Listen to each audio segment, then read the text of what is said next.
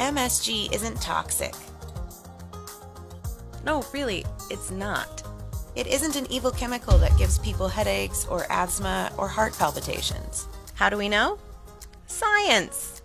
MSG stands for monosodium glutamate, which is a naturally derived compound of sodium and glutamic acid. It's been commonly used in Asian cuisine for decades, and it's also a prominent part of Asian fast food in the US. But you probably know it best from the no MSG signs in Chinese restaurant windows, or from the ubiquitous social media campaigns that warn you about how horrible it is. You will hear many people swearing this bad reputation is well earned. It's not. It can't be, because MSG is just a combination of sodium and a naturally occurring substance that's already inside your body.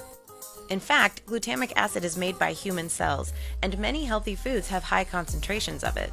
As far as sodium is concerned, there's less of it in MSG than there is in table salt. So why is everyone afraid of it? Because there was this one time when one uninformed person questioned it, and then it blew up. Let's back up about a century and you'll see what we mean. MSG was first developed in 1908 by Japanese chemist Kikunai Ikeda. As soon as Professor Ikeda discovered that glutamic acid was responsible for the flavor of umami, he derived it from dried seaweed, secured a patent to produce it, and his brand, Ajinomoto, is still popular today. Umami is a delicious, savory flavor that is a critical component of Japanese cuisine. It is the fifth taste we all crave, the other four being salty, sweet, sour, and bitter. Ikeda's discovery came to American markets in the 50s, and for nearly 20 years, nobody reported having issues with it. But Americans soon became aware of the dangers food additives posed to their health.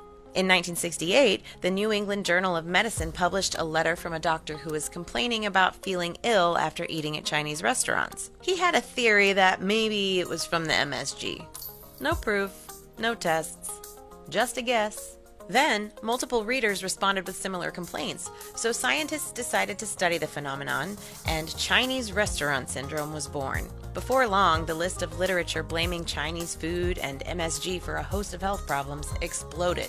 Even 60 Minutes reported on MSG in the early 90s, and the American public trusted their recommendations. However, it has since been found that many of those initial studies had some critical flaws, the most notable being the fact that the study participants already knew whether their meals contained MSG. But recent research has found no discernible links between MSG and its associated symptoms. And the vast majority of participants for this research had zero reaction to what they were eating, even though they were eating food with MSG in it.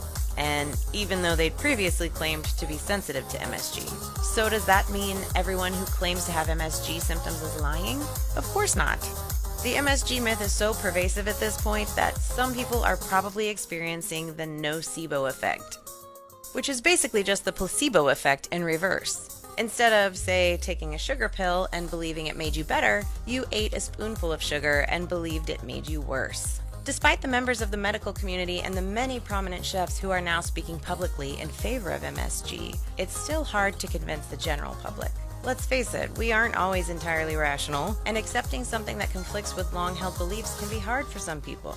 But knowledge is power. So know this, if you don't want to ingest glutamic acid, you'll have to stop eating fish, meat, eggs, poultry, dairy products, protein-rich vegetables, lentils, and beans at the very least. And you'd want to stop feeding your babies the natural way, because glutamic acid is also found in human breast milk. And if you're afraid of sodium, you'll need to avoid eating anything that contains salt. So that covers pretty much everything. Ultimately, whether you decide to eat MSG or not doesn't matter, and it's your choice to make. What does matter is that you make that choice in the most informed way possible. So, bon appétit!